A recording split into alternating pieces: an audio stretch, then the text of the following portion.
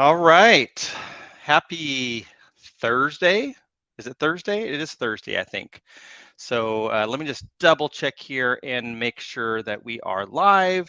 I apologize as I am not someone that goes live very often.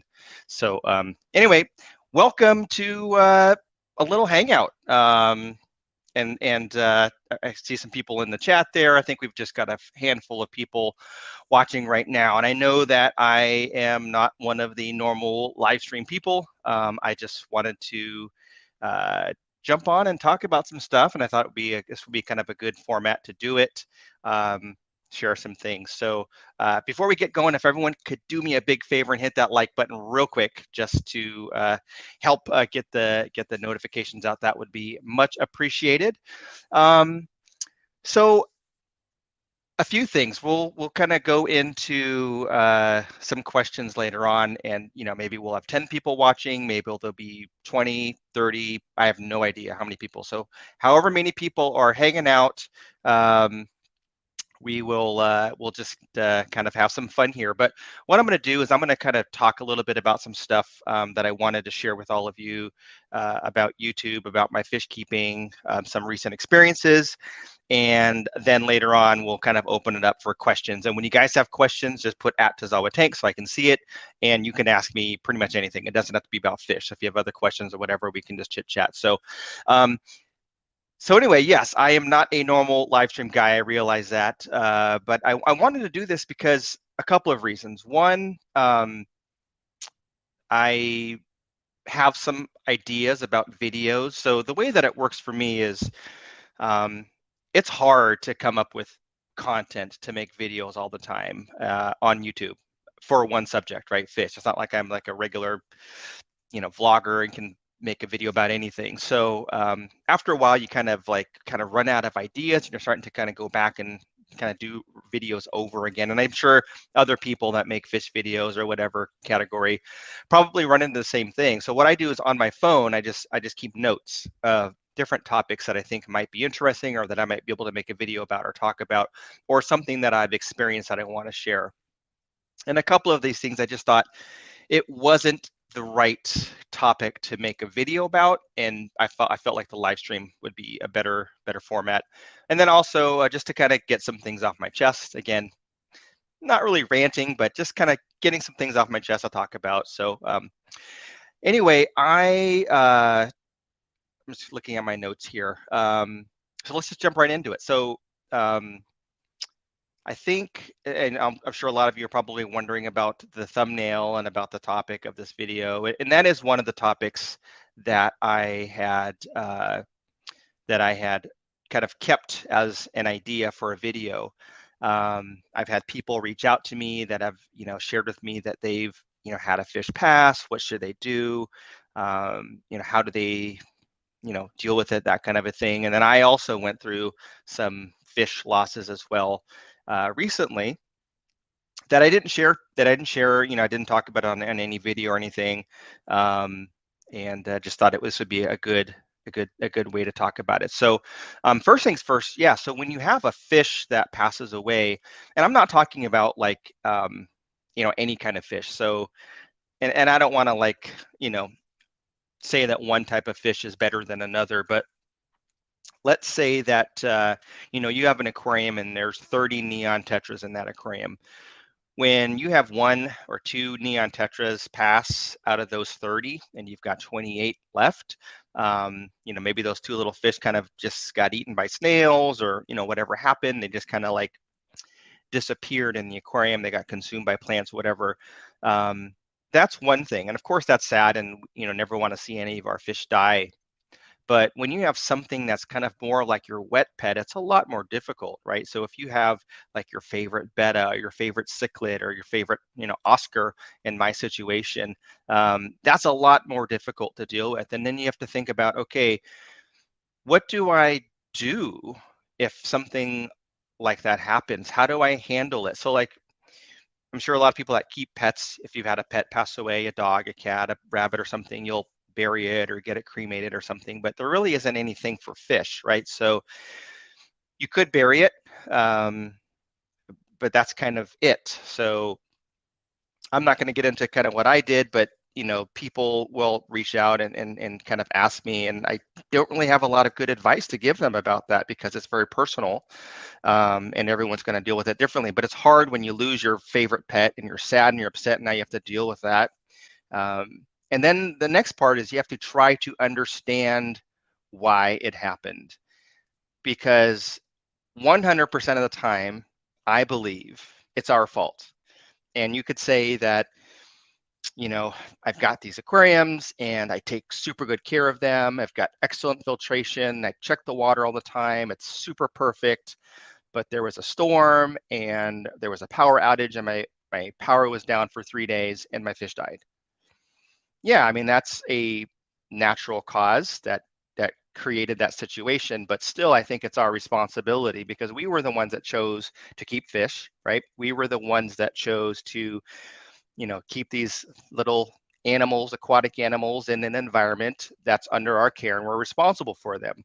And it's on us if something goes wrong. So yes, like we can't control, you know, storm coming over and trees knocking down power lines and having no power, but we can, you know, prepare for that. We can make sure that we've got a backup in case something were to happen, whether it's a, you know, an air powered or battery powered air pump or power banks or a generator or some kind of plan, you know, blankets to wrap them in, ways of, you know, heating the water if it's super cold. And I know it's not easy, but it's still our fault regardless, right? So getting back to me, and a lot of you probably that are here probably know a lot of the fish that I keep, and I had 3 Oscars. They were all down in my 125 at one time. One of them I had to move upstairs to my 75-gallon aquarium, and when I moved some fish around, because 2 of them had kind of paired off, and one was the third wheel and was not getting along. So moved him in a 75. Everything was fine. That was quite a while. I don't know how long he was in there, a year or so ish, right around there. I've had some of them for about 2.5 years now or so, right around there. So anyway, maybe a couple of months ago, I don't remember exactly what date it was, but about a couple of months ago, I went down in the morning and I, you know, always like to look and see what's going on. And I happened to look in the Oscar tank in my living room, and it looked a little bit off. It wasn't like if an average person, if you know, if like my wife came through, or you know, a neighbor or friend or somebody that came in that's not a fish person, if they looked at that fish, they would be like, oh, like that's a big fish, that's a good looking fish. Like it wasn't discolored, it didn't there weren't any visible signs like injuries or anything like that.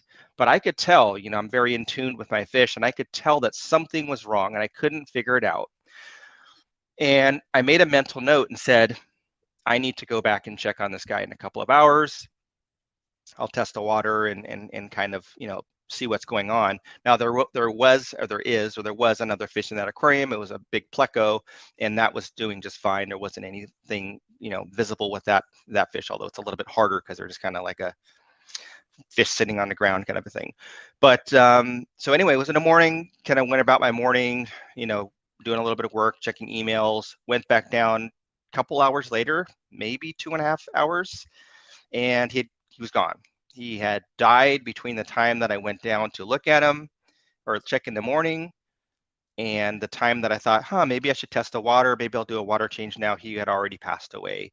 There was no like, maybe he's dying and I can save him. He was clearly gone.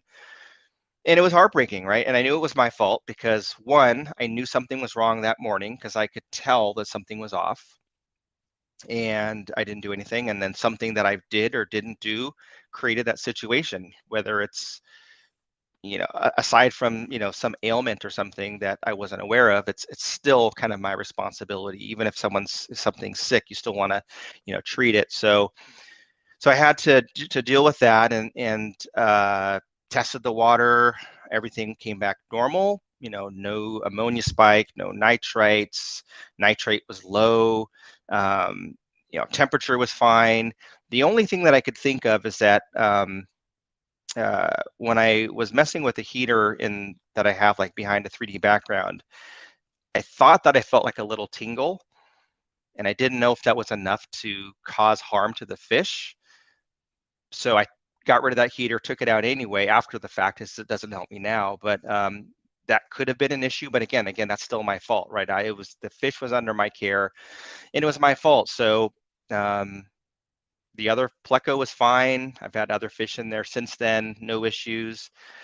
But fish passed away, and the hard part about it, and I think the hard part about being on YouTube, is that thousands and thousands of people know what you do all the time when it comes to like your pets as an example, right? So thousands of people have seen that Oscar. They've seen all the videos and when I got them as babies and grew them out, and they've seen a lot of these videos. And so it's not like I'm just a person that had a fish pass away and no one asked me about it. So I was really worried about making other videos about that tank, which I've got a video coming out this weekend.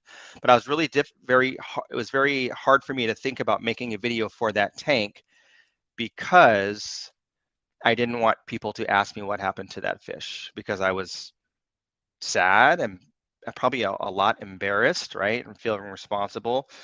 So it's hard. It's hard when you lose a pet, regardless, right? Especially when it's something like an Oscar that is personable, that you do interact with. I saw him every day because he's in my living room, right in front of my favorite green chair, and yeah,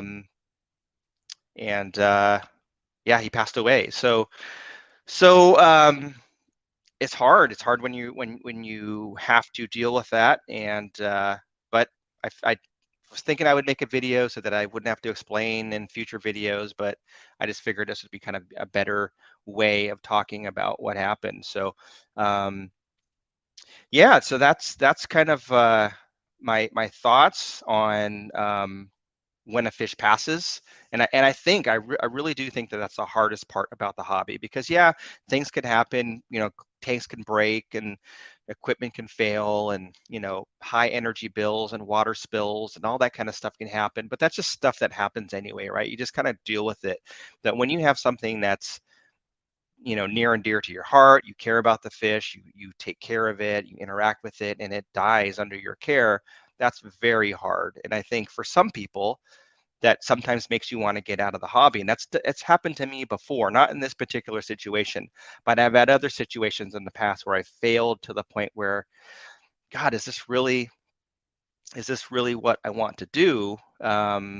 Because it's very hard when something happens bad. But there's so many wonderful parts about the hobby that outweigh the bad parts. But anyway, it's an ugly part of the hobby, and something that I wanted to share with you guys. So anyway, just real quick, thank you for the super chat. I just saw that up there. We'll get to that later. It's just a super sticker, so thank you, Patrick, for that. Another thing that I was thinking about too, and this is another topic that I was gonna make a video about.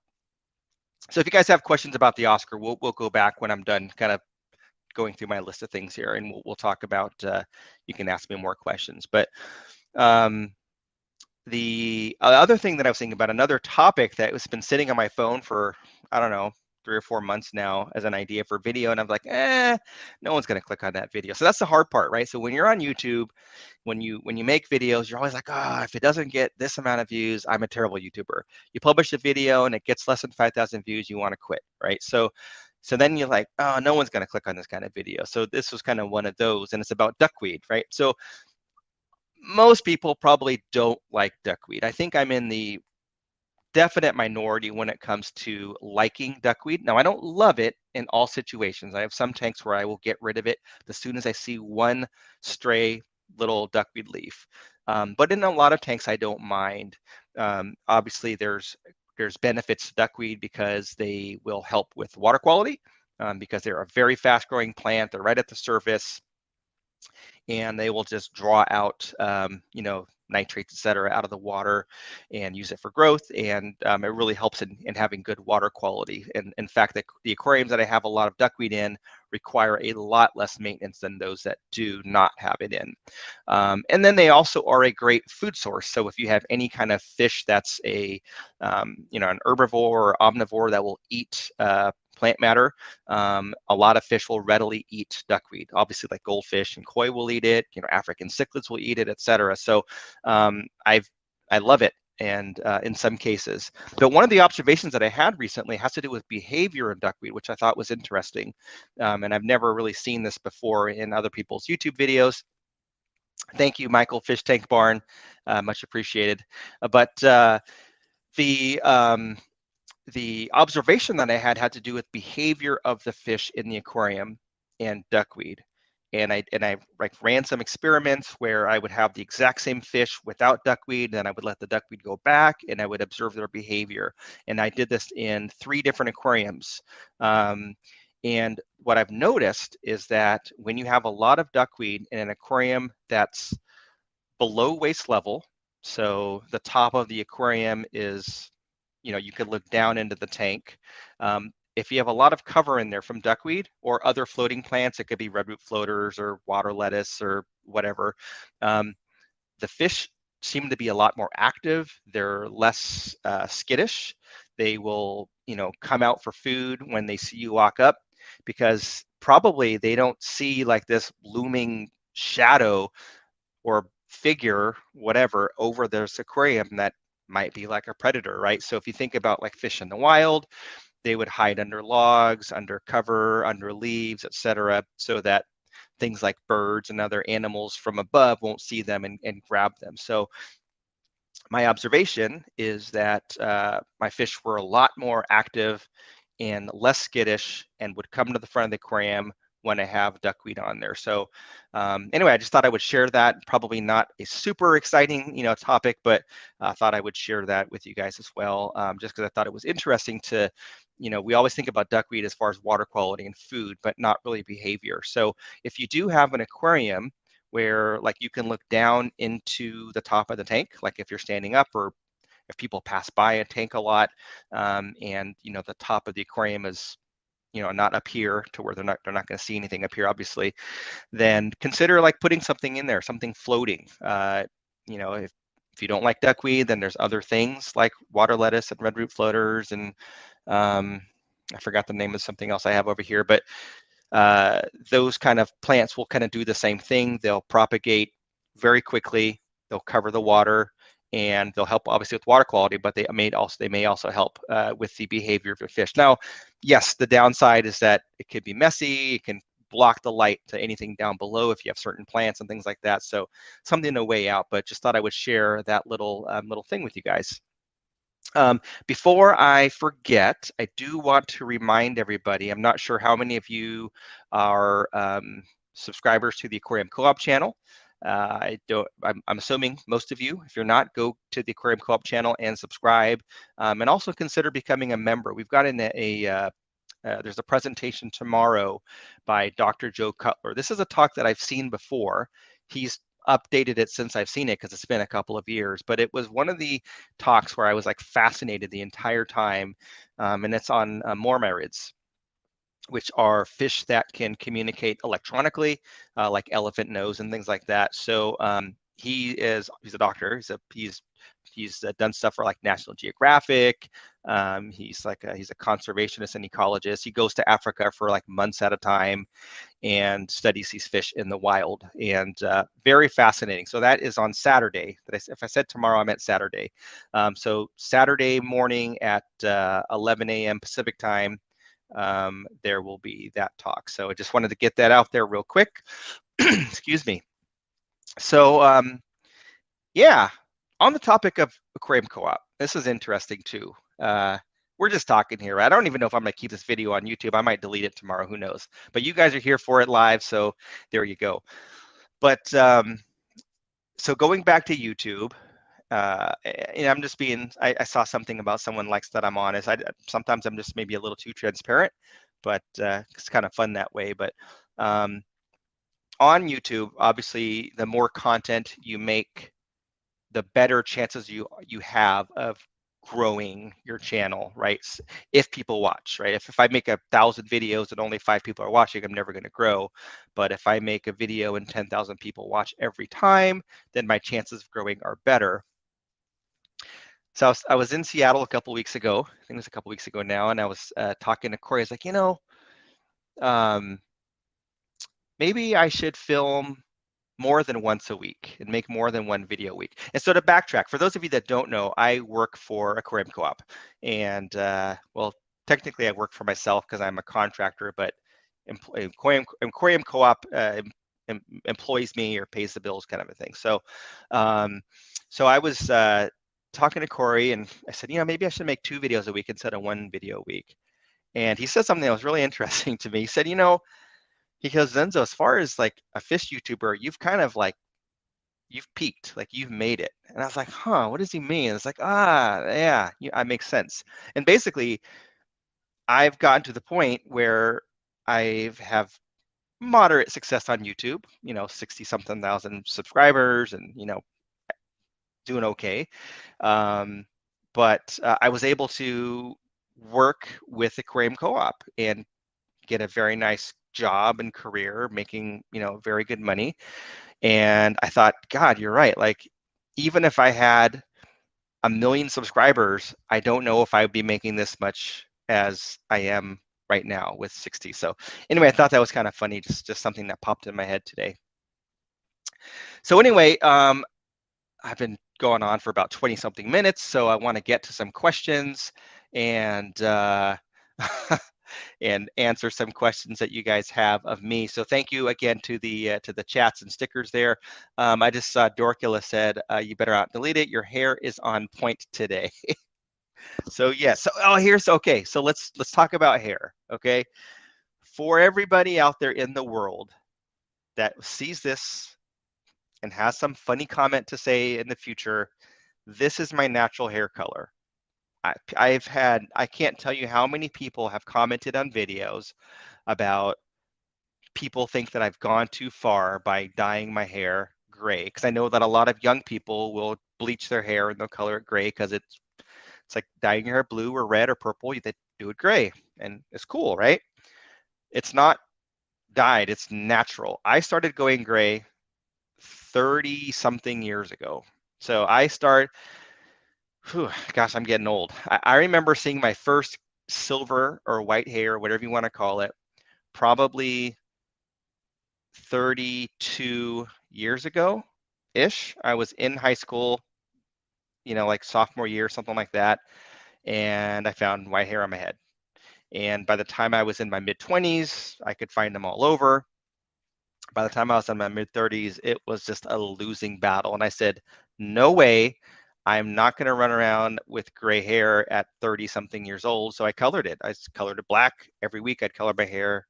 And I was doing it all the way up until about, I don't know, a year and a half ago or something like that. So anyway, that's the story about the hair. So I don't want to hear anyone else complaining about my hair color, saying that I'm doing it on purpose. It's not. If I wish I had regular. I wish that my hair was black. Like, I'll never go bald. I've got super thick hair. It's in my family, but my family just goes white early as far as our hair color. So if you ever see me where I haven't shaved, I knew I grew a beard last year. That was colored. I didn't want to have a gray beard on YouTube. So my beard is even white. So anyway, enough about that. So let me go to some questions here. Thank you for all the hair comments. Let's see. How's the puppy? Have you increased cargo via doggy cargo? I'm guessing you meant cardio, maybe. But puppy is doing well. He's downstairs right now. I'm home alone, but if my wife or daughter come home and you hear the dog yelping, it's because they're coming in. But he's got a cone on his head right now, the cone of shame. He was neutered 2 weeks ago, and so he's got the cone on. He gets the stitches out tomorrow, but he's doing phenomenal, and he's a lot of fun. Zenzo is 73. I look really good for 73, wouldn't you say? I would say I'm probably a very good looking 73-year-old. So let me scroll back up here, and I'm going to answer some questions here.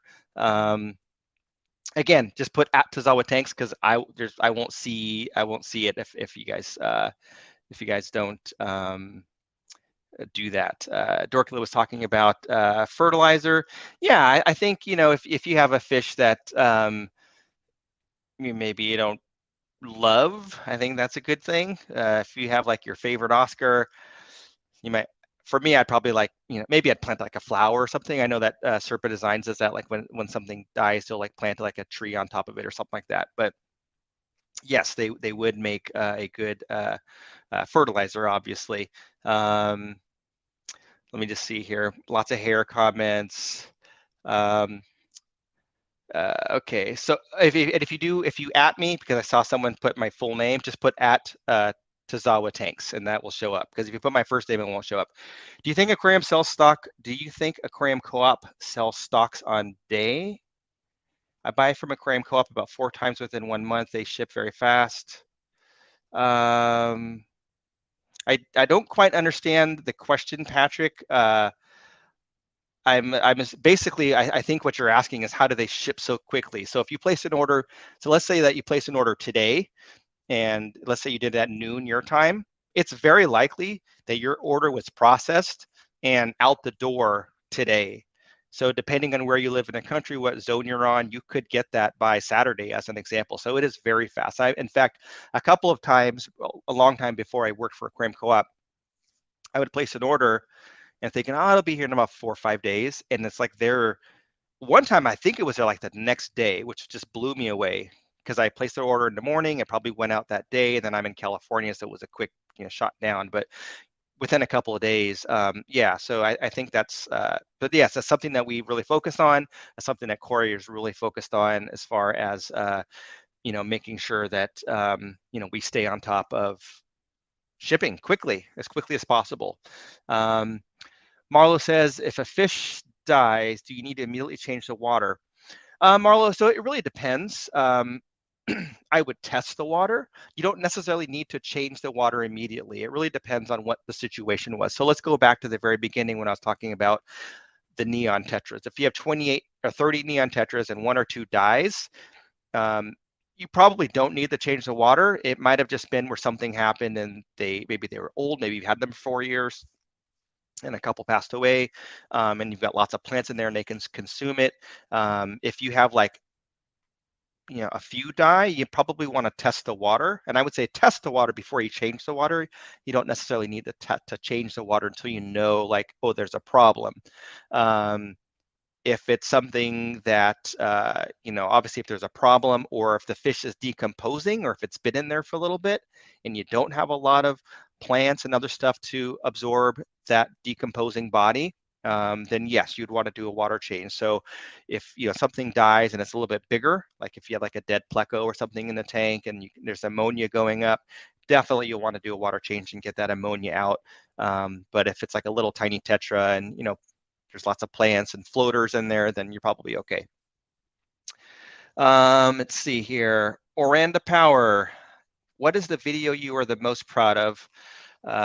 Great stream. Thank you. Most proud of? I don't know. Honestly, I have certain videos where I put a lot of work into that video and no one watched it. Those ones kind of are hard to stomach. And then I make some dumb video with a cell phone and like it gets 100,000 views. So I don't know if there's a video that I'm most proud of. I know that when I make a video where I put a lot of effort into it, I enjoy it. And if I feel like I did a really good job editing, then I enjoy that. So I know that like last summer, I think I made a video like in September of last year where I went to Colorado and I had like drone footage and like different like transitions of like almost like Casey Neistat style. So that was kind of fun. I did a video where I went to the public aquarium last fall, I think it was, or something. And I was riding my electric bicycle and I had like the action camera on the bike for that footage. And then I set up a tripod on a camera and I would ride by and then I would stop and pick up the camera and move it somewhere else and park. So stuff like that I really enjoy and I feel like those videos came out well. I don't know if I'd say I'm proud of them, but I enjoyed making it and I thought it was kind of cool. So good question though. Chase Robertson, can you make some videos on flower horns? I found there's a complete lack of flower horn care and info videos on YouTube. I'm winging it as a first-time flower horn owner. Well, Chase, so the way that I am is I don't like making videos about something that I don't feel like I have a lot of experience in. So that's why you'll see me make a lot of videos about African cichlids, brackish water, mudskipper, stuff like that, because I've been playing with those and working with those for a while now. Um, I've never kept a flower horn, and I think they're interesting to look at. I don't know if I'd personally, keep one. Maybe one day, I never say never. It's not like a bucket list fish or anything, but maybe one day I'll have one, but it's not something that I strive to keep. So for that situation, I wouldn't make a video because I don't feel like I would make a good enough video or a credible video. Yes, I could do some research. I could look at a bunch of articles and watch other videos and compile some data and make a video on, hey, these are the 5 tips on keeping a flower horn healthy. And I'm sure a lot of people would watch it, but I would not feel good making it because I've never kept one. So maybe that's the reason why you don't, is maybe maybe people that create content don't keep them, or they don't make the kind of content that's educational. Maybe it's more like entertainment versus education. Let's see here. Ooh, Nick D'Amico, advice when you think it may be time to get out of the hobby, more of a chore than spending time watching the fish. So Nick, I would say if you're not having fun, then that's the time. If you enjoy it, even if it's a lot of work, then I think that's okay. I think gardening is a lot of work, but a lot of people enjoy it. Um, you know, Other hobbies are a lot of work, but people enjoy it. Like lifting weights is a lot of work, and I don't always love it, but for the most part, I love it. So I'll keep doing it, even though it's really hard to do sometimes. And it's hard for me to say, oh, I got to do squats today. I don't want to squat today.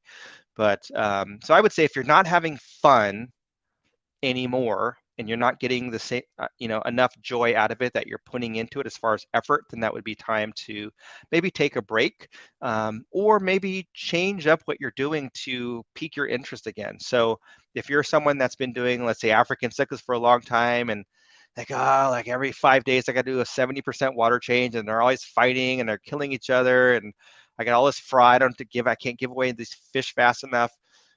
That could be exhausting. But if you say, I'm going to pause, maybe I'm going to give away my cichlids, maybe I'm going to do a planted aquarium or a brackish aquarium or saltwater, something else to get you excited about again, then maybe that would be good.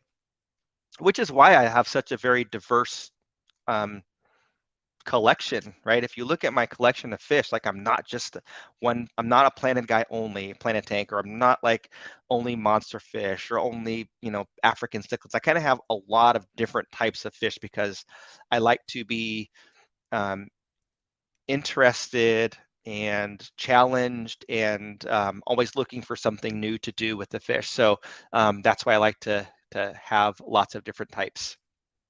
But good question. Hopefully you're not, too burnt out, and you're still having fun keeping fish. Let's see here. Next, again, but don't forget the @Tazawa Tanks. Let's see here. Here's one.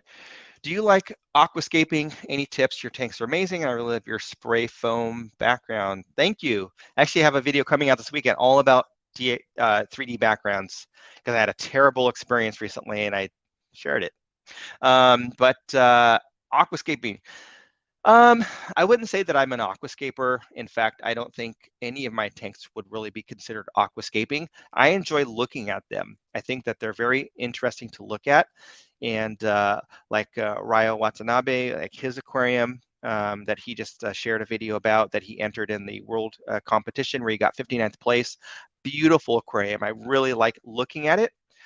I don't think I would have the patience to do it myself. I think it's a very specific, either a skill, there's definitely skill involved, but also patience and wanting to, accomplish something. It's not something that I personally am into. I like hardscape, so I would say that I enjoy hardscaping more than aquascaping. So, and I think the tank that I'm most proud of as far as like a hardscape is probably my Indian mudskipper brackish tank, because I built like a peninsula / island in there with water in the front for the bumblebee gobies. I have a waterfall that I plumbed with a canister filter. So stuff like that I enjoy. I enjoy like building like a rock wall or something like that, or the DIY background, as you had mentioned. What would be my favorite fish or group of fish to put in a 55-gallon? Well, 55-gallon it's a big tank, lots of choices. I don't know if you're asking me for like advice on what you should keep or what I would keep, because I'm kind of into like different stuff. I would probably do some kind of oddball tank personally. Maybe I would do like a dragon goby or something different like that I've not kept before. Maybe another kind of puffer fish. I think puffers are very interesting, so I would do a lot of research to see like what kind of puffer I could keep in a 55 that would be able to live there. So something like that personally. But you said group, I guess. So so with group, I'd probably do like a dwarf mbuna. I really like dwarf mbuna a lot, like the Solosai as an example. Or I would probably even make like a Tanganyikan tank with like some shell dwellers on the bottom and Cyprichromis or something on top, kind of a thing. Yeah. Let's see here. How did I meet my wife? That's a good question. I like the non-fish questions too. So I met it's a funny story. I don't know how much I should share. Um, so a long time ago, I was working in the healthcare industry, senior living industry, and at that time I had like a regional job. So based in California, but I had like I had 9 states that I oversaw dining operations in all these senior living communities in the western part of the U.S. And happened to go into one of the I was relatively new to the community, to the company, so I was making my visits and traveling around, and went to one of our locations that was about an hour from where I was living at the time. And when I went in, introduced myself at the receptionist, and my wife tells the story now. She should probably tell a story. It's funnier. I guess like there were a few ladies working in the office, and they called her up at her office. They said, "Catherine, like you have to come down here right now. Like the regional dining director's here." And she's like, "Well, what's the big deal? Like who cares?" They're like, "No, you have to come down. You got to see this guy," or something like that. And then my wife teases me that I was wearing tight pants. So I was wearing like dress clothes, right? Like I was probably wearing a sport coat and a tie and a shirt and slacks. But I'm a little built, so sometimes they're a little snug on me, right? Extra medium. But so she remembers the tight pants. And anyways, that's how we met. But we were just colleagues.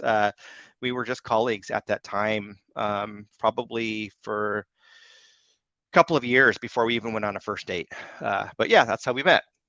So anyway, so yes, you guys can tease me about tight t-shirts and tight pants now. Let's see, Bob Purcell, any advice for moving into Mbuna cichlids from planted community tanks? Yeah, you won't have plants anymore, or you'll have a hard time with plants. You can do some plants. You can do like, if you have like established jungle val or Anubias or Java fern, it could work in some situations. But honestly, I would just say, just go for it. If you want to try an Mbuna tank, I think they're great to get into. Just know that you're getting into a fish that can be a lot more work than a community planted tank. It is more work. There is not even can be. It is more work than a community planted tank, because you don't have the plants to help you out with the water quality. The fish are a lot more aggressive. They could fight and kill each other. But the reward is they're so interactive with you. They'll chase your hand around for food, and they'll recognize you when you come into the room. The colors are amazing. So I would just say, yeah, just do it. If it's something that you're into, for sure. Cynthia Abner, I'm starting a cichlid tank, 200 gallons. Ooh, a good one. How many would you recommend to stock my tank with to get it started, peacocks and haps? Cynthia, I've actually made a lot of videos about stocking, not like how to stock, but quantity. And I even talked about how to add them to curb aggression at the very beginning.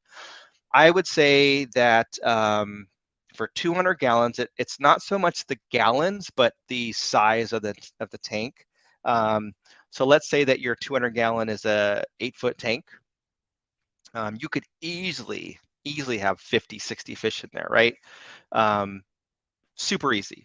But I would say maybe aim for around 25 to 35-ish in that range and see how things go. If you feel like you need to add more because you need to have it busier to curb aggression, then you can start to add more.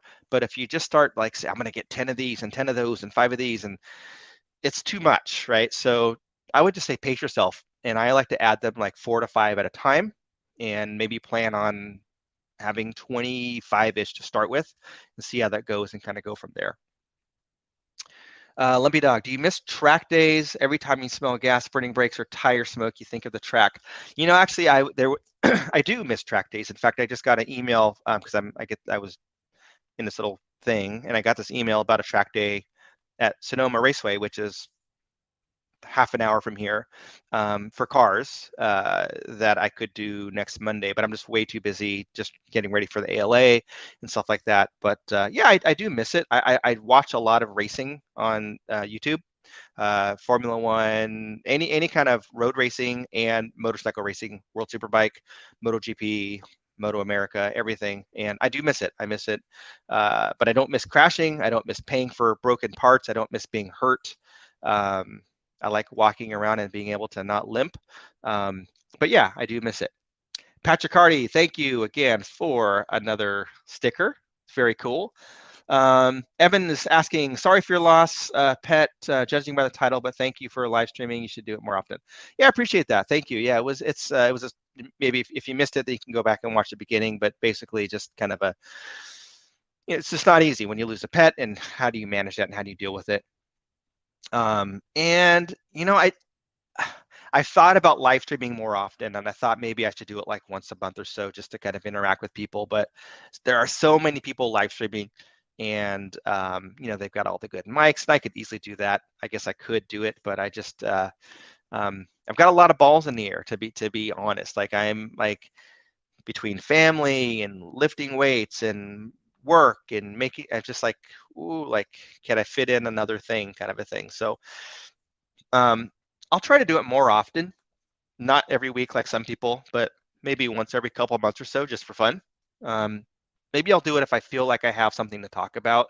I don't want to just start, you know, answering questions right from the beginning. So if I feel like I have something to share and kind of, you know, a story or something like that, that might be fun to do. So another, see, what is this? Another sticker from is that Kill Kitty 08. So thank you very much for that. What's your favorite or few favorite tanks that you have right now from Dorkula? Favorite few tanks. Definitely my Indian mudskipper tank. Definitely my African mudskipper tank. I like my 75-gallon tank in my living room right now, the one that the Oscar was in.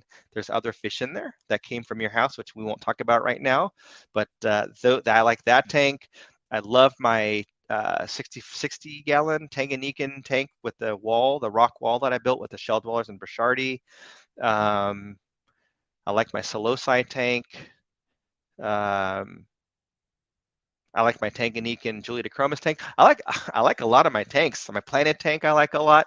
What I've kind of done is I have moved more towards making every tank enjoyable for me, like a display tank. So I'm trying to make every tank enjoyable and a type of display tank. And if I don't like it, then I'm thinking about how I can change it up to make it better aesthetically for me and for everyone else. What was your inspiration to go into the hobby, the first few fish you ever got? Thanks for the previous answer, but now you're gonna look for a drinking goby. So what was my inspiration? My inspiration is easy actually, because I've actually done a talk on this. My inspiration was the public aquarium in San Francisco, which is actually about 5 minutes from where I live. It's been remodeled. The old building. It was called the Steinhardt Aquarium. and I would go there as a kid, and I was just fascinated with the freshwater exhibits. Like everyone like goes there and looks at these giant, huge, Fowler or reef tanks or whatever that are, hundreds of thousands of gallons or whatever they are. But I always liked that little tank in the corner with salamanders and some kind of fish in there or something. And so that's, I got hooked as a young kid. Got hooked on koi fish as a young kid. So yeah, that was my inspiration. Do I have any suggestions for a centerpiece for 18-gallon tank? I'm not good at these, Micah. Corey's good at these centerpiece fish. I'm terrible at the centerpiece fish, but 18 gallons, I don't know. I mean, I'm really not good at these. I mean, maybe like some kind of good-looking dwarf cichlid,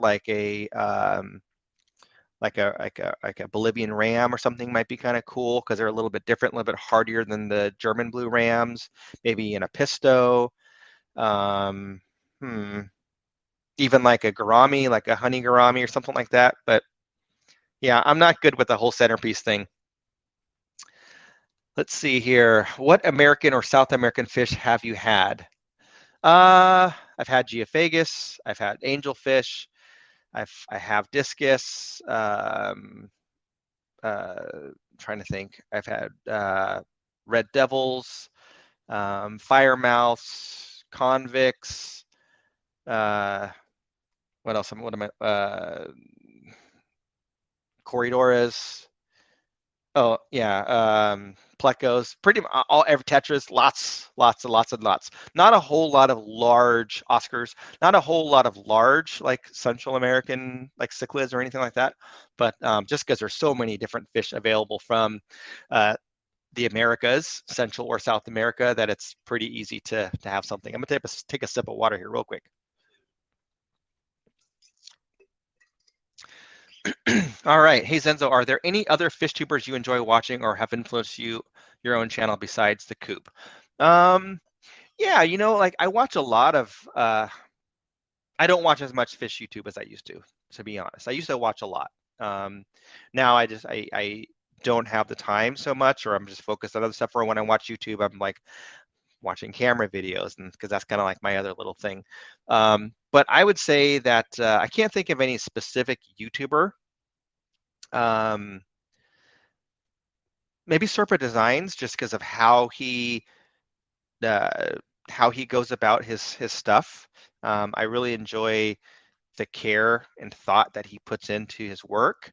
That's a little bit different than what a lot of other people are doing, but there's a lot of very talented people in there. So I'm kind of the person that can learn or be inspired by anybody from anything, whether it's someone that's their very first video and they've got 10 subscribers, or someone that has 1 million subscribers. There's something that I can learn and be inspired by.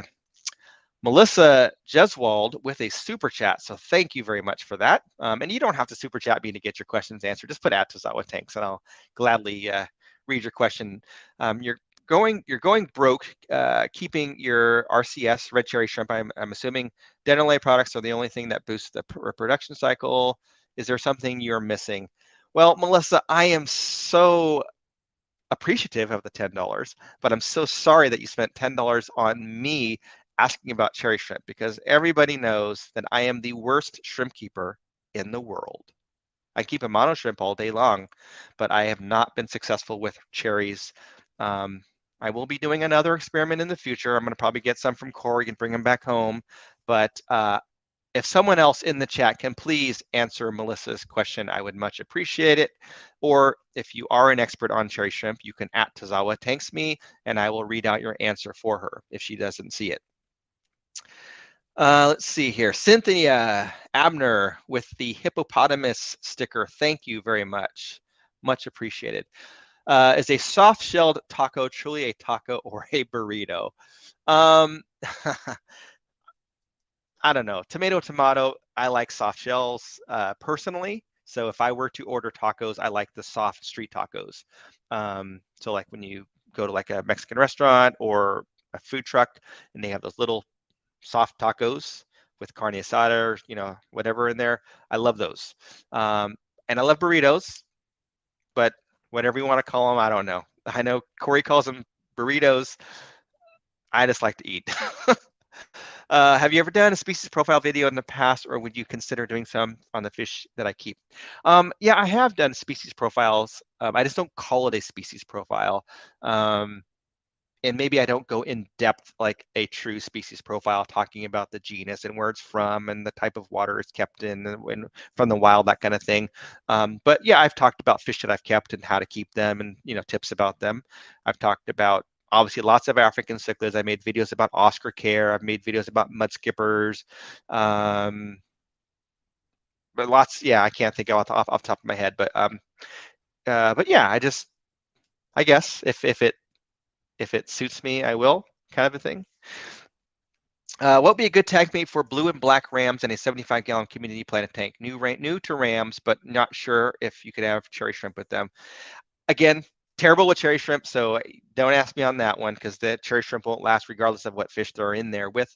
But I would say that depending on where your rams are from, I would look at fish that can do well in that same water, specifically the temperature. So I'm assuming that you probably have the temperature bumped up a little bit, 82, 3-ish degrees or whatever. So obviously discus would do well in the 75-gallon planet tank with rams. You could do like schooling fish. So something like cardinal tetras would probably do quite well, maybe reminos or something like that. But anything that can do well in that warmer water, and you probably don't want anything that's going to, try to outcompete the rams for food. You'll want to, I'm assuming if you have them in there, you might want to breed them or have them spawn. So you don't want any crazy, fast swimming, fish like that. Let's see here. What is my favorite oddball fish and why?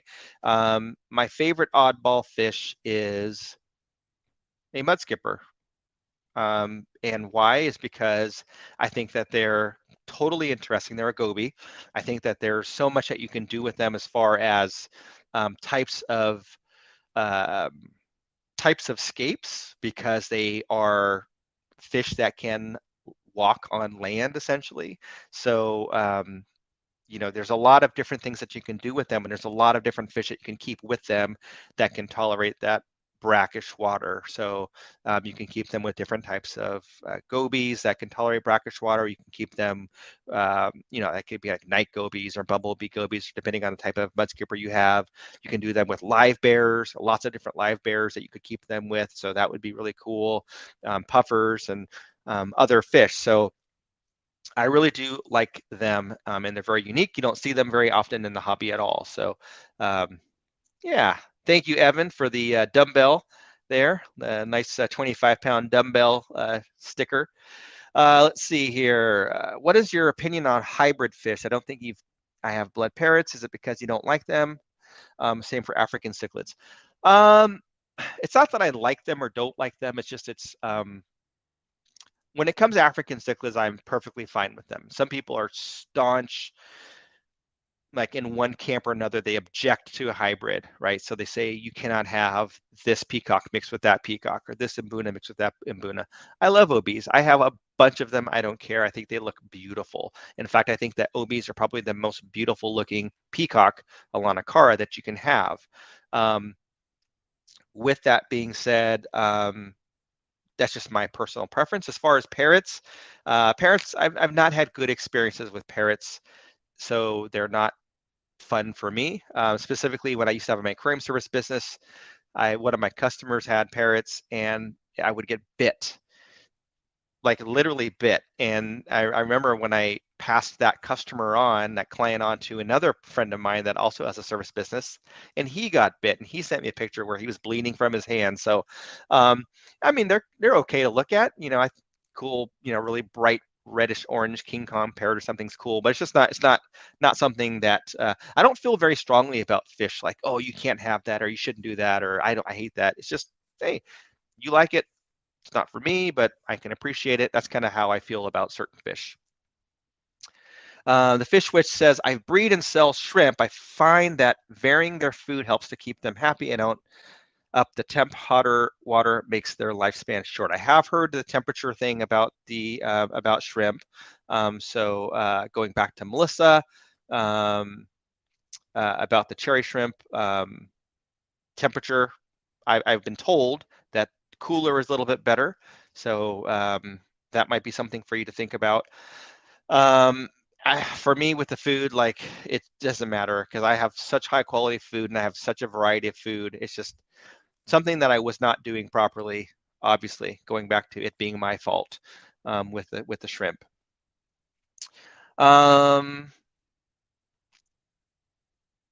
An uncommon fish, but your chocolate cichlid in some ways acts like an Oscar. Have I ever had one? I've not had a chocolate cichlid. In fact, I don't even know what a chocolate cichlid is, but it sounds cool, so I'll check that out later on. Let's see, Jesse Nordholt says he picked up some gold ocellatus 2 weeks ago, and I'm gonna move, you know what? I'm gonna do this, you guys, because I keep looking over here to the right, which is probably annoying for you, although it's been an hour now. I'm gonna move this to this screen so that I can look up and down. Duh. See, I told you I'm not good at this live stream thing at all. Or I would put the chat right underneath the camera like I am now. Okay, I picked up some gold ocellatus 2 weeks ago in hopes of breeding. There are none in my area here and you want to get them out. Any tips for these beauties? Yeah, gold ocellatus, beautiful fish. Super, super hyper aggressive, can be. Probably the only tiny fish I'm afraid of. And they can't hurt me, of course, but like I'm like, when I put my hand in the tank. But I would say that if you want to breed them, you're going to want to have a lot of shells, a lot. So if you have, let's say that you have 5 of them in there in the tank, you probably want to have 25 shells. If you have 10 of them, you're going to want to have 35 or more shells or whatever. So you're going to want to have a lot of shells in the aquarium. What I found that helps me when the time that I spawn them is having some line of sight breaks. And I think this goes for a lot of fish. So if you have, let's say that you have them in a, I don't know, a 20 long. If you have all the shells laid out in the 20 long, the fish that's here will see the fish that's there, right? And this male could go after this one or do whatever, right? But if you have a rock in the way or a clump of anubias growing out of a something or a java fern sticking out, if there's something in between those two, then this male can have a couple females in a little colony here, and this male can do his thing, and they won't see each other, and this one won't want to go around the plant to mess with this guy because then he'll be worried about his stuff over here. So that will probably help you out. Otherwise, a tip that I got is to feed live food. So I was doing lots of live baby brine shrimp, which helped out. Good water quality, obviously, is without obviously you don't want to do that. The right water parameters will probably help you as far as having harder water. Let's see here. What is the fish you think is the most boring and had the worst experience with? I don't know if I have any fish that I would say are boring. I would just say that there are certain fish that are, again, not for me. And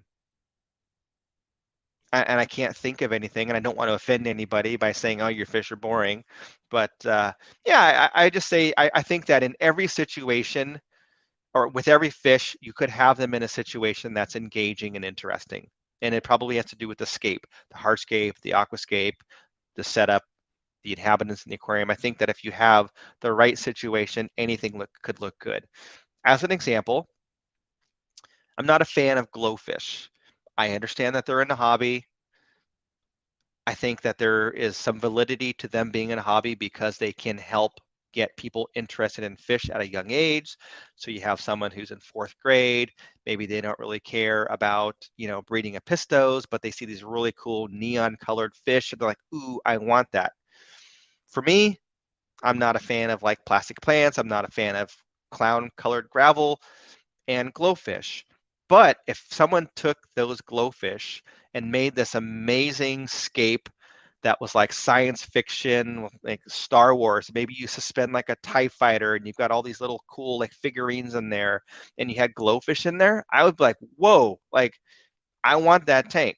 So I think there's a case for anything. I think that with the right imagination and creativity, any fish can be engaging and fun.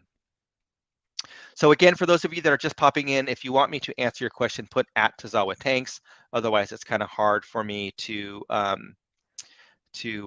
see it amongst the all the questions. So a lot of people are saying hi to everybody, talking about where you are in the country.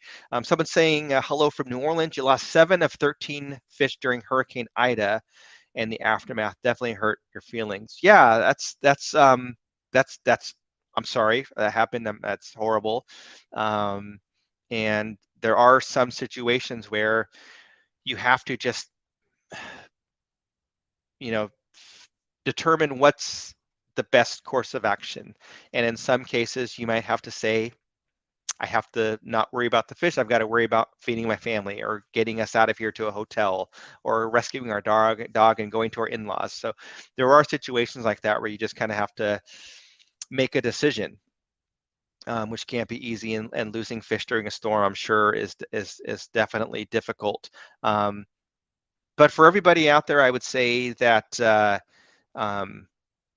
try to be as prepared as you can. In fact, I had a power outage here about a month ago, and it didn't last very long, but I was like, oh my God. So I had to fire up my generator, I plugged in my power to my fish room, so that did my air. It actually did my air and my dehumidifier, but I turned the dehumidifier off because I wasn't worried about humidity or warmth. I just wanted to have bubbles. And then I ran around to a couple other tanks and made sure that I had like battery powered air pumps and stuff like that. But always have, some kind of plan in place.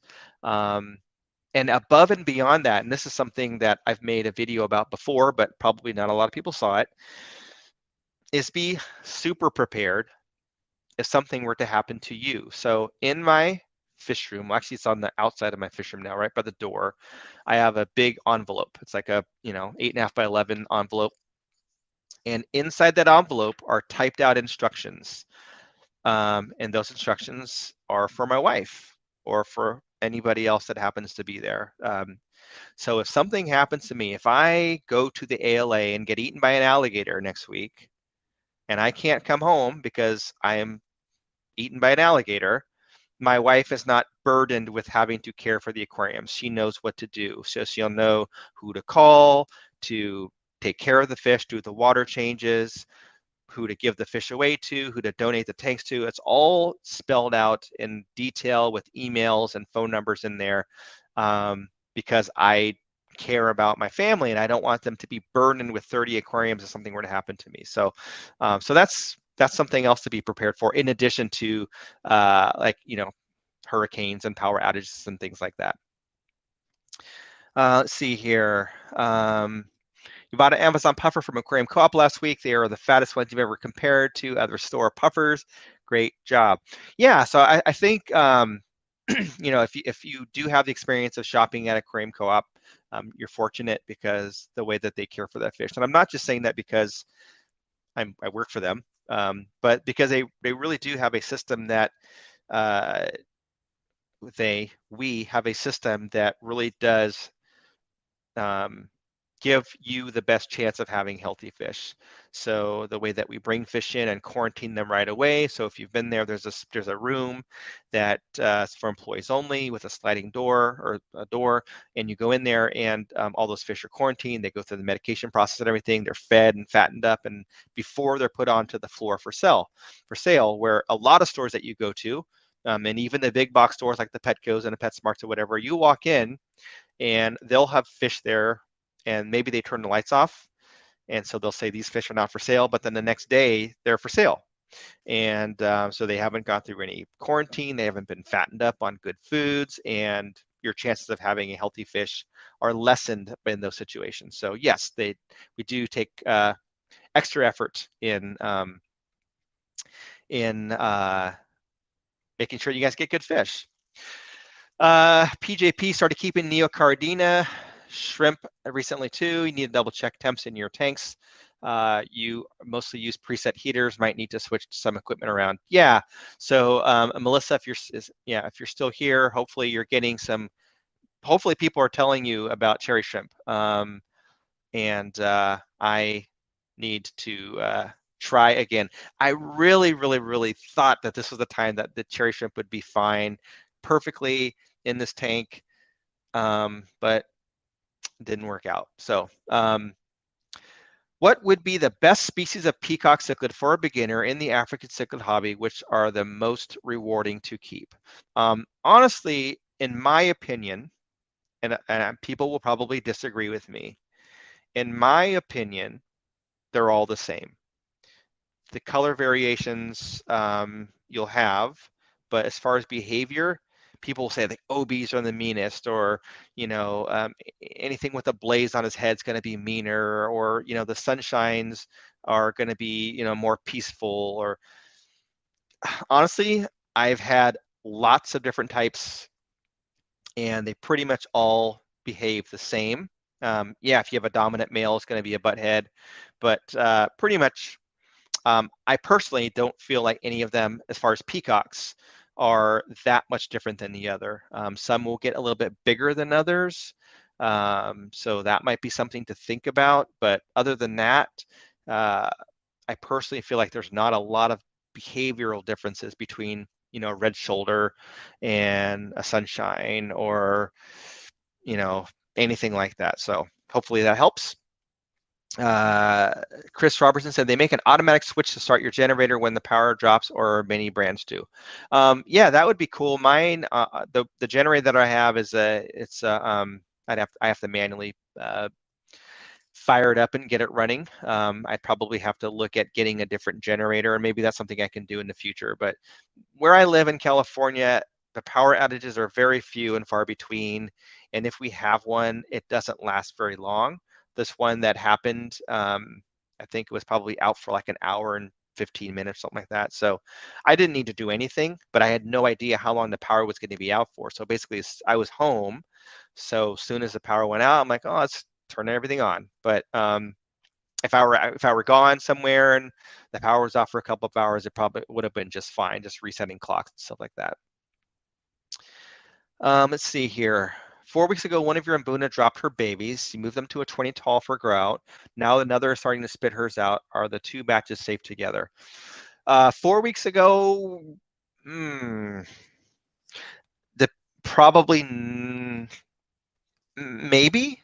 So what will happen is if the fry that were spit a month ago are large enough, they could eat the newly spit fry. It really depends on how big they are. If it can fit in their mouth, don't do it. It would be better just to set up like a little 5-gallon tote or a bucket with a sponge filter and a something in there, or a little 10-gallon. You can buy a 10-gallon tank for so cheap, and a 10-gallon tank can easily hold 1 or 2 mouthfuls of fry while you grow them out for a few weeks until you can move them somewhere else. So I would do that. If the ones that are a month old are still small, then it's probably okay. The way that I did it when I was breeding is every batch that would spit were in their own 10-gallon until they grew larger, and then I would mix them together. So once they got to a certain size, it wouldn't matter if one was 8 weeks old and then one was 12 weeks old, they were fine. But when they were very, very small, I wouldn't mix them personally. Let's see here.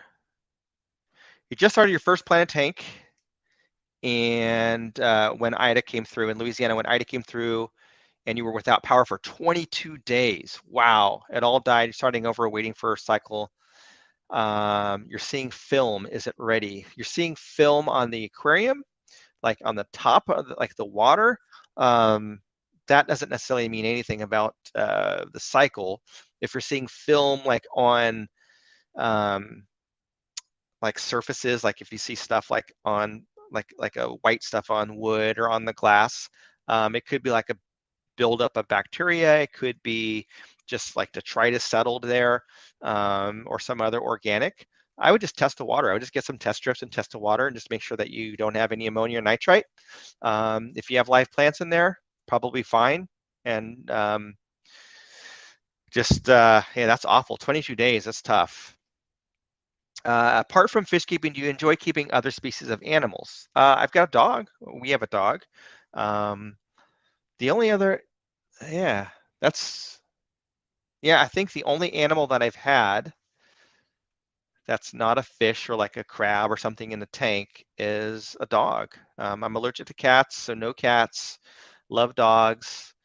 Yeah, I, when I was a kid, I had like, mice and hamsters and birds and everything that I could go to the pet store and bring home. I had at one point salamanders, turtles, mice, hamsters, rat, birds, insects, whatever. But no, just the dog now. Let's see here. Again, just do a at Tazawa Tanks. Otherwise, I'm just kind of hunting for questions, or we'll just kind of call it a night if you guys are kind of running out of questions here. I don't want to keep everybody. I hope I'm not like stepping on someone's toes. There are so many people that live stream. It's hard for me, and I'm not on Facebook, so I have no idea like who's live streaming on what night, kind of a thing. So hopefully, I'm not like overlapping into someone else's stream. So let's see here. Reading a question about someone's parrot biting them too. Yeah, so fortunately, when I got bit by the parrot cichlid, the blood parrot, it didn't draw blood. It didn't feel good though. I mean, it's like getting pinched, right? It's like whoa, and you don't expect that from a fish, but it pinched me hard. But with my friend, there was blood coming out of his hand, so not like it's bleeding a lot, but it's like, oh, like you got bit, like there's this, it drew blood. So yeah. Let's see, noticed little white worms in a few of your aquariums a few days ago. They look like planaria, but don't have the triangular head. Any advice, or can you or others make a video about them? Yeah, so bunker clock, that if it's not planaria, which I don't think is the end of the world anyway, but no triangular head, it's probably just a detritus worm. In fact, I have an aquarium right now that is like a 16-gallon planted tank that I just set up, I don't know, a month or so ago. Still has no fish in there, and I've got little white worms swimming around, and it's perfectly fine. They're just like detritus worms. In my case, it probably came in on a plant that I purchased. It could have come in on like a little decoration I transferred from one aquarium to the other. It could have been on the cycled sponge filter that I put in that tank from another cycled aquarium. So they're pretty much harmless. They just break down organics at a very small level, and you could just put fish in there, and it's probably just going to be a snack for a fish. So 99.9% sure it's harmless. I wouldn't worry about it. What media do you use for your aquaponics to root the plants? So outside, I have, I don't know the name of it. It's like a red clay. It's a man-made, like fired clay ball. It's aquaponics soil. Comes like in a giant bag, like a 50-pound bag. That's huge because they're light. They actually float in water. So that's the majority of the substrate that I have in there. I do have like some lava rock in there as well, pumice stone lava rock that I bought. I think the lava rock probably came from a gardening store, or it could have even been for like a barbecue. But yeah, just that's it. There's no like other substrate, just a lot of densely packed aquaponics soil and lava rock. And it's fun. Yeah. Hydroton, is that what it's called? Clay pellets, yeah. However you say it, that's what I have. Let's see, Patrick Hardy says, my online store t-shirt's not the same as the one you're wearing now. So a couple things. So on my website, those shirts are the same design. It's not a V-neck, it's just a crew neck. Most people prefer a crew neck than a V-neck, but I'm one of those dudes. But I'm not buying those shirts anymore, so I have a few in stock left, but after that, they're gone. Just the ones that are down below that you can shop here on YouTube from Spreadshop. And that is the same logo. It's actually a better quality logo than this one because they had it redesigned. Well, it's the same logo. I just had I just got a better quality from the artist. He just gave me a better rendering, and it's just the same thing minus the words. So I figured more people probably like the logo than having Tazawa Tanks on the shirt, so I left it off. Maybe in the future I'll go back and add some on there, but you can put that on any kind of design. You can put on a sweatshirt, hat, t-shirt, whatever. See, what's the fastest time you've ever done a quarter mile and on what vehicle? Okay, so this would be a drag time. Well, I've never drag raced. I used to be a road racer. So I have no idea, honestly. But you know, I would say like if I were to launch one of my race bikes, which was a road race bike, not a drag race bike, probably easily could have been in, I don't know, the 8s or 9s, probably pretty easily. Sub 10 for sure with the right gearing. The hardest part is just keeping the front wheel down. But I have no idea because I've never done any drag racing. I thought you were asking me how fast I could run a quarter mile. What do we do? What do you do for blackbeard algae? So blackbeard algae, again, I'm one of those weirdos that likes algae. In fact, I've got a tank with blackbeard algae, and I purposely leave it alone because I like the way it looks in that tank. But when I do get rid of it, I've used like hydrogen peroxide. So like I'll just drop the water level, squirt it with hydrogen peroxide, let it sit there, foam and fizzle and die off. I've also used cichlid salt, which will actually burn your skin. So if like you have your hand wet and you put cichlid salt on it, you'll be like, oh, it's like super hot, like the chemical reaction. I've actually done that too, where I've put cichlid salt on like a background with blackbeard algae on it, and it burned it off too. But peroxide is probably the easiest way. And peroxide, once it's exposed to the elements after a while, it's just pure water anyway. What kind of Oscar type is the one on the thumbnail? Yeah, he was a tiger Oscar of some type. I don't know exactly what you call him, but yeah, he was just basically one of 2 little Oscars that I picked from the pet store, and I just said, wow, these are the best looking ones out of the 30 that were in the aquarium, and I took him home and grew out to be a beautiful looking guy before he passed away. Let's see here. What's the biggest aquarium you have, and how many do you have? The largest aquarium that I have is a 125-gallon tank. I do have my 500-gallon pond on the deck, and I think I'm down to like 28 systems or so. 23, 24, 25, something like that, right around 28. Super happy news. After your betta got some kind of infection, he's been blind for 4 to 5 weeks. He started reacting to me moving around and nibbled on some microfauna. So that's great. That's awesome to hear. Interestingly, I was talking to Jeanne Souza, who was a speaker on the Aquarium Co-op Club back in July. We were talking about bettas because she came over here and was looking at mine. We were talking about like when the scale kind of covers their eyes.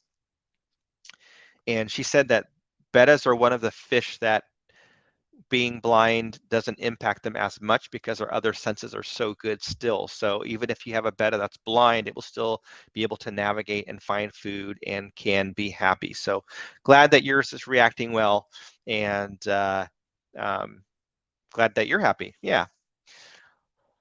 All right, we'll just go for a few more minutes.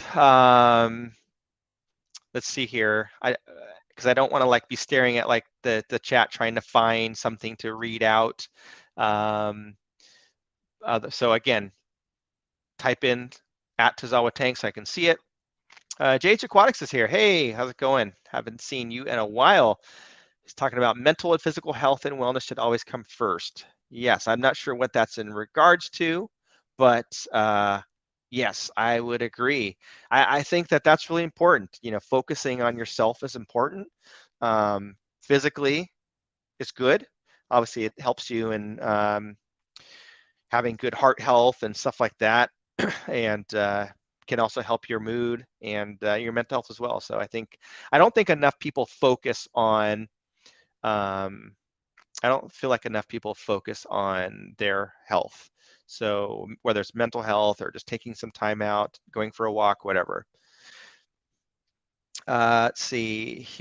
Okay. So your betta wasn't eating at all, and now he's eating. So that's great. Does Deanne have a YouTube channel? She does. She doesn't post on there anymore though. She's a full-time teacher. She's getting married. She's really into carnivorous plants. She does have a YouTube channel called Inglorious Bettas, but I don't think there's been anything new on there for quite some time. But there's probably a lot of old content out there that you might still find very useful. And if you are a member of the Aquarium Co-op Club, then you can go back and watch her presentation, which was very, very interesting about bettas and genetics. Bunny Viper saying hello, talking about your fancy jumbo arandas. So, all right. Well, if you guys don't have, okay, here's another question. Do you have some help? Do you have someone to help you with the maintenance of all these aquariums? No, I do not. I manage to take care of them all by myself. In fact, I don't think anyone here in my house has ever done a water change. There's been a couple times when they fed fish for me when I was away from home. But even then, I don't really worry about it unless it's more than a week. So no, I do it all myself. I just have a system to where I keep track of when I last did the water change, or I'll test with a test strip, and I do it. It's just kind of a part of my routine now. Like people have like a routine, like every day you got to do this and that and this. I'm like, every day I need to just check to see what needs to be taken care of. Because I don't have an auto water change system, because I don't have anything automated, I have to do it manually. So I have a system where I just will write the date on the side of the tank and keep track of it that way. But I actually made a video about this recently, about how I care for aquariums and how I make it easy. And I've kind of streamlined the process. If it isn't rude to ask, I'd love to know your nationality. Your name is fantastic. Well, my nationality is American because that's the nation that I was born in. Yes, I know I'm being funny, but I'm half Japanese and half Black. So my mother is from Japan. She moved to the United States when she was like 29 years old, and met my father while they were at college, or I think she was going to college and taking some classes on English or something, and met my father, and I was born. So yeah, it's a very unique combination. There's not a lot of Japanese and Black people. There's some, but not a lot. So people always get thrown by my name or my look, or so yeah. It's not rude to ask. It's fine. Let's see here if I wasn't missing anything. So yeah, maybe I'll answer a couple more questions, and then we'll call it a day. Taylor's here, Simply Betta. Awesome. But yeah, we'll answer a couple more questions, and then we'll call it a day. I've been going for an hour and 20 minutes, which is pretty long for me. Yes, Naomi Osaka is she's also half Japanese. Let's say Lonnie is half Okinawan. So if you guys are familiar with Japanese geography, then Okinawa is the island at the bottom of Japan, and some people consider Japan, and other people say no, we're Okinawans, we're not Japanese. So very interesting. Bunny is asking, does a pattern of the Oscar change as he grows? If I find a baby Oscar with an awesome pattern, will he change as he gets older? Not likely. All the Oscars that I've seen at small sizes that have grown out, they pretty much keep that pattern. The coloration can change a little bit. It can dull or become more vibrant depending on the water conditions, the health of the fish, the food that you're feeding, those kind of things. But as far as a pattern, it's not like a goldfish where like you buy a goldfish and then it's black, or however that works. So it doesn't do that. They pretty much stay the same. Have I watched Squid Game? I have not. In fact, I think Dorkula was talking about that the other day on Corey's stream, that they watched Squid Game, and I had like Google like, what is a Squid Game? But no, I have not watched it at all. SimplyBet has asked me if I'm planning on any kind of automation in the future. So Taylor, we actually talked about that. I've talked to Dean about it, talked to Corey about it. The main problem that we have here is we have chloramine in our water, and it's a lot of chloramine. So it would require me to have a very large filter system, different than like a water change system in a lot of areas. So the research that I've done and what we've talked about is I would need like a 5-foot tall canister filled with carbon from coconuts to take out the chloramine, and it would have to kind of go through this entire RO process or something like that.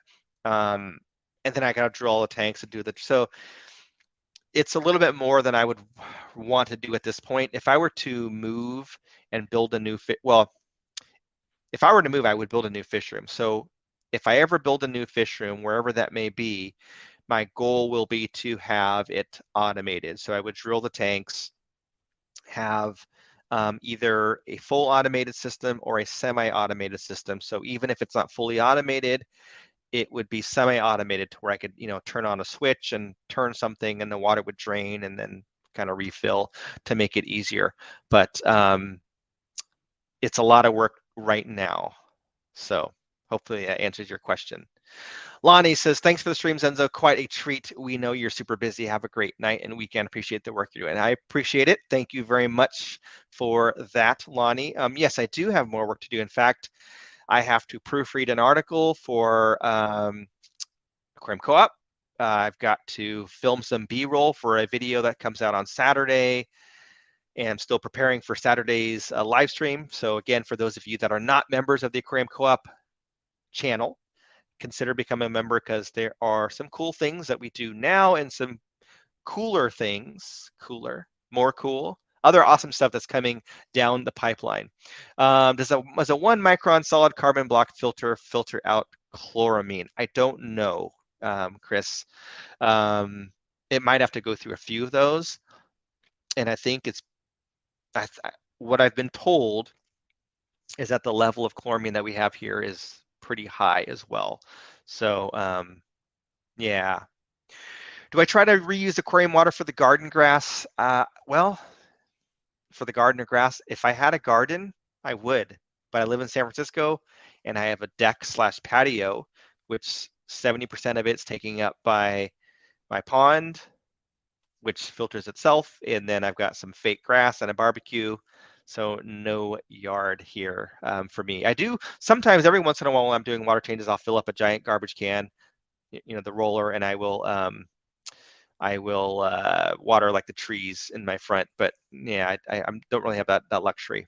So, all right, everyone. Well, thank you for hanging out with me today. Thank you to all of you that sent super stickers, super chats, and just had questions in general. I really appreciate all of you. And yes, I will try to do these more often, meaning more than once a year or two or every 6 months, but maybe, well, I don't want to commit to anything. So we'll do them more often. I've seen those RV filters, Chris. It didn't work for me. In fact, I have one downstairs. It's not strong enough to deal. And then the water flow got impacted too much. So, all right, everyone, have a great night. Hopefully, if anyone's in Florida or near Florida, I will be in Florida next week. I fly there Wednesday, so we will be there Thursday, Friday, Saturday, Sunday, flying home Monday. So if you're in Florida, consider coming down to the ALA, the American Live Bear Association, in conjunction with the Gold Coast Aquarium Society meet. There's going to be an auction. There's going to be speakers. Corey will be there. I'll be there. Dean will be there. Jimmy will be there. We're going collecting. So come on and hang out with us if you are in the area. So anyway, have a good one.